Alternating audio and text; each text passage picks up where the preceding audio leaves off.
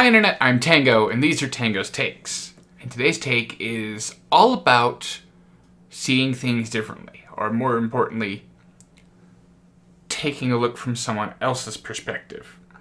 Of course, these are both horrible titles because my specific example, well, can't see it all. We've all heard walk a mile in another's shoes, look at it from the way they think, so on and so forth. Some days that's great advice. Some days you look at the people who are arguing that we shouldn't be removing Confederate statues in the U.S. and you wonder what is wrong with them. I'll be polite today. But it is generally important to consider how others perceive a problem, how others see the world. But let's focus on perception. One of the best known one-off stories in the DC Comics universe features Green Lanterns. Now, traditionally, Green Lanterns have this green power ring that is recharged, answers to willpower. Green is a reassuring color. Green represents willpower in the spectrum of the lights of the lanterns. And in one of the stories in the Blackest Night timeline, or in the Blackest Night story setting, one of the lanterns is sent off to a section of space with no stars, no light. It's just black. Don't ask me how such a thing exists or works. I don't know. I don't know if they explained it in the comic. But it's inhabited. They're there to try to find and train the new Green Lantern that, they know the ring went there to select. Well, they encounter a being by the name of Rot-Lop-Fan. In that sector of space, people don't see light. They don't understand light. They don't perceive light. Everything is based on sound. And the Lantern who has been sent to find and train this new Green Lantern is at a loss. The power of the ring is to project energy of green light into solid form. Light isn't a concept the people in this area understand. Green is certainly not a concept they understand. And so she has to work at it. She has to think about it for a bit. And she has to separate the perception of light and color from the power of the ring. And understand what the ring is really about.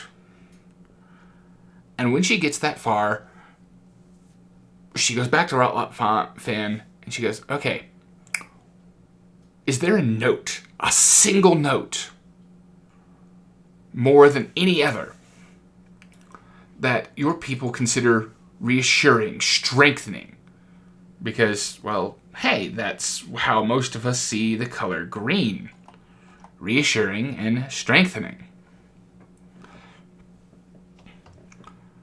And Rot-Lop-Fan says, yes, F sharp. And so she coaches Rot-Lop-Fan into using the ring to form a bell of solid sound, and inducts him into the F sharp bell core. She even goes so far as to establish a different oath for Rot-Lop-Fan to use, because while the Green Lantern oath is, in brightest day, in blackest night, no evil shall escape my sight. Let all who worship evil's might beware my power, Green Lantern's light. Most of that doesn't make sense to Rot-Lop-Fan. So instead, they craft a new oath. In loudest din or hush profound, my ear hear evil's sight a sound. Let those who toll out evil's knell beware my power, the F sharp bell. It serves the same purpose. It establishes the same guidelines. But it makes a connection that Rot-Lop-Fan understands. And it is only possible because the hero, the visiting lantern, whose name I wish I could remember, and I don't want to go look it up right now. Sorry, it's why I'm not using her name, because I know it's important. I think it's hugely important that it was a woman lantern. She took the time to think about things differently and to try to perceive the world as Ratlat Fan did, and that helped her understand and improve not only her connection to Ratlat Fan, but to grow as a person and achieve her goals. That's the strength of perceiving as others do. And sometimes if you take a look from someone else's perspective and you go, no, this is wrong, that's fine.